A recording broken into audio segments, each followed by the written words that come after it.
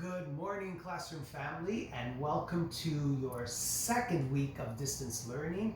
I hope everyone had a wonderful and joyous Easter weekend.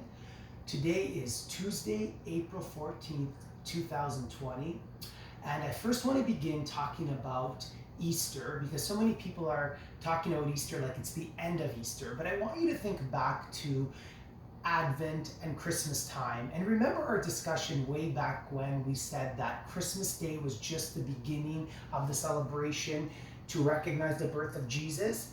And does anyone remember what we call that time after Christmas Day? Because it doesn't just end. It's the reason why so many of us keep our Christmas decorations up after December 25th. That time is called the Epiphany.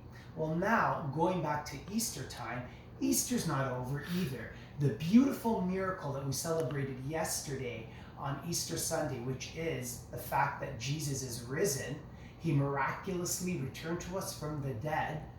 We continue to celebrate this with such joy and excitement in our hearts, and this is called the Eastertide.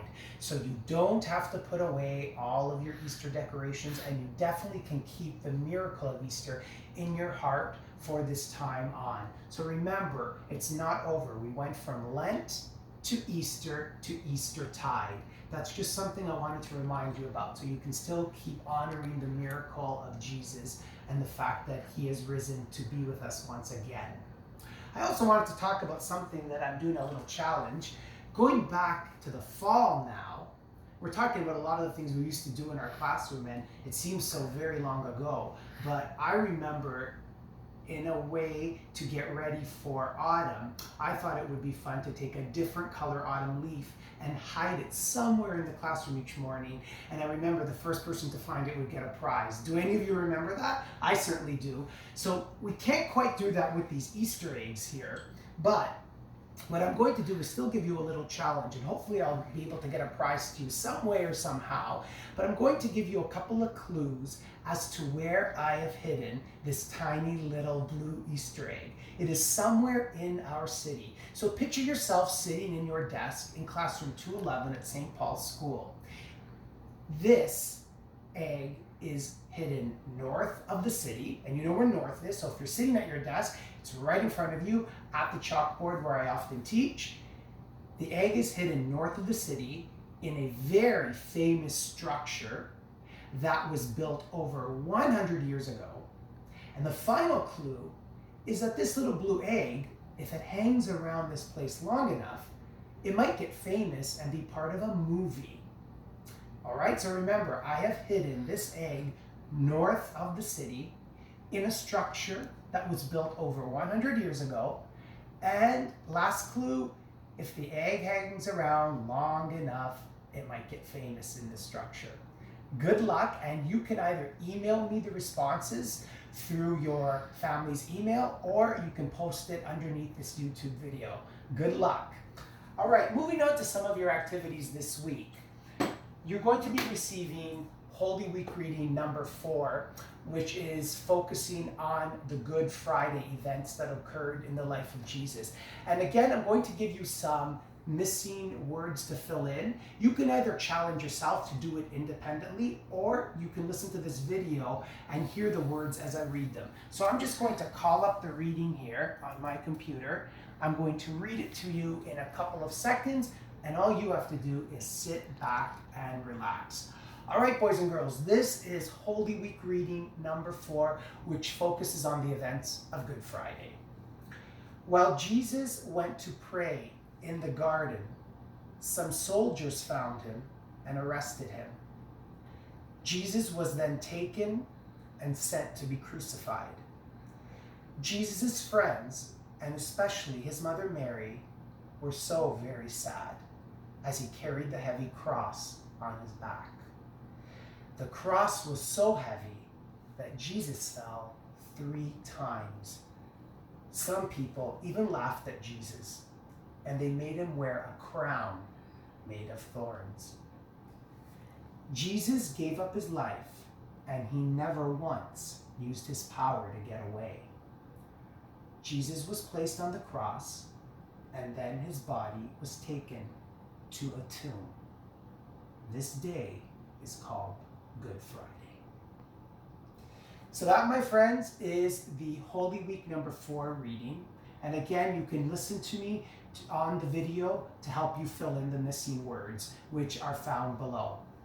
Next, we are going to start delivering shared reading texts. We haven't had one in a while, and the shared reading poem for this week, which I hope after a few days you'll either be reading all of it or most of it independently, that's your challenge, will focus on Earth Day and the environment. So I'm going to call up that poem, and that poem is also being sent to you, and it is called The Earth Needs You. And here it is. And just like we would do at St. Paul's School, we would do a read and repeat, and we can't necessarily do that, but I will read you the text so you can become familiar with the words, and there are some activities below it. So this is your shared reading text for the week. The Earth needs you. The Earth needs you. It spins in orbit day after day so that we are able to live, work, and play. It gives us precious gifts that are never ending. Sadly, it now needs our love and some mending. It gave us gardens and meadows to skip through, and skies, oceans, and rivers of deep blue. Breezes of wind and cold, clean rain to freshen the land and make things grow again. Creatures big and small roam the land and seas. Trees stir with birds, butterflies, and bees. In all this wonder, there is a true fear. Without our care, it can all disappear. The air we breathe is no longer clean, and drinking water has turned murky and green. Forests vanish as trees get cut down, piles of litter that can cover a whole town. It is our turn to give back to the earth. We can protect its beauty and its worth. If we all help and do our part, we can create a brand new start. The earth needs your healing touch. You have the power to change so much. And that is it, boys and girls, your new shared reading text for the next couple of weeks to focus on. And again, if you can't print the shared reading text out, you can look at it on the screen and you can identify the rhyming words that way and even do the other activities on separate sheets of paper. So there's no need or pressure to print it out, but do enjoy the poem and know that it is connected to our focus on Earth Day and the environment.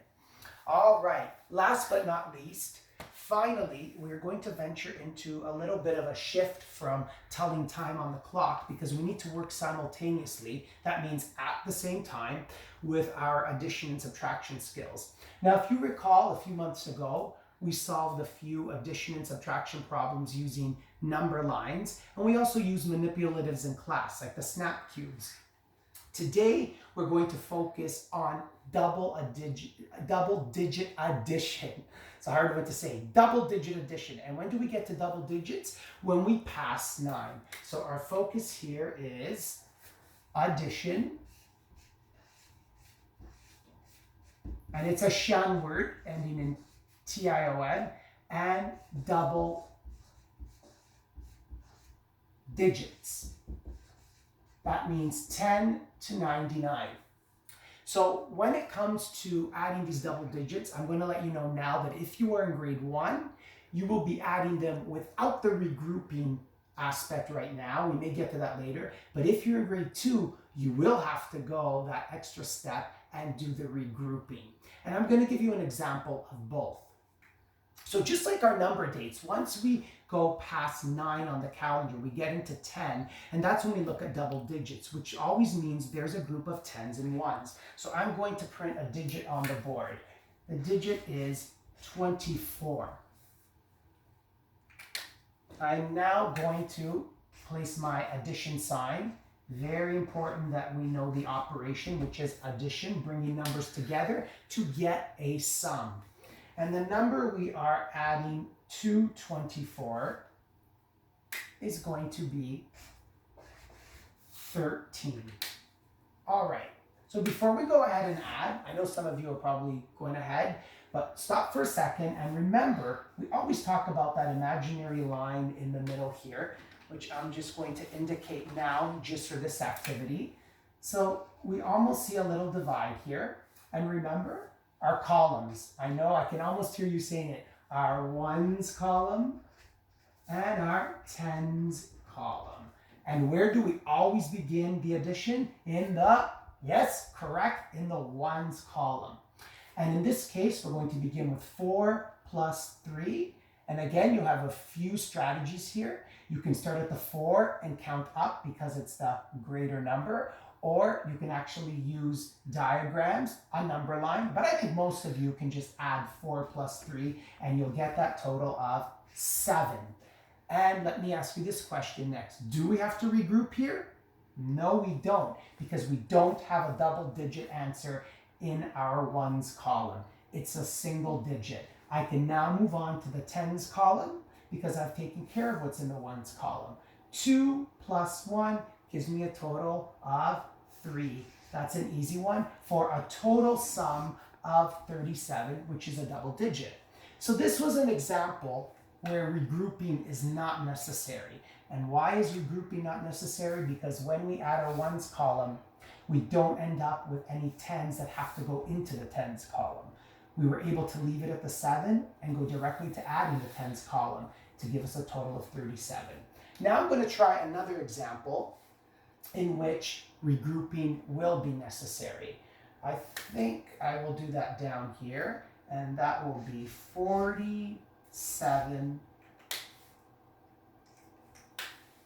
plus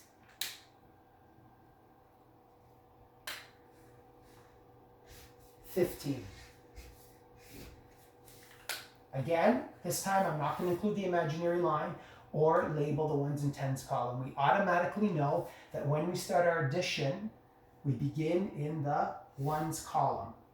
7 plus 5 gives us a total of, yes, if you said 12, you're correct. But before I put 12 down, I'm just going to write it over here. You'll notice we have a problem. We cannot place 12 down because it's a double digit. There's a group of 10 in there. So what do? Remember, we isolate a number and we take it to the tens column. We're going to take this 1 and place it over here in our tens column because it represents 10. But we're going to keep that 2 and bring it here. So the total is 12, but my 2 will stay here because we can never put a double digit in that ones column. Now we're free to go back to the tens column, and we can't forget the 1 we included. So let's start with what was there first. 4 plus 1 is 5, plus the 1 we carried over from that 12, which represents 10, gives us a total of 6. And our total sum is 62. So I'm hoping that this little reminder and this mini lesson gives you a little bit of help in completing your task. Now the final thing that I added, or the 2 final things, is you are getting a brand new word list as well this week. There's a separate word list for the grade 1s and a separate word list for the grade 2s. So remember to complete your activities following the word study program, which we all know by now. And finally, I've included a reading, just a reading on composting to remind us how important caring for the environment is. So I hope you've enjoyed this video, and I want to let you know once again that I miss you tons and hope to see you soon. Have a wonderful day of learning.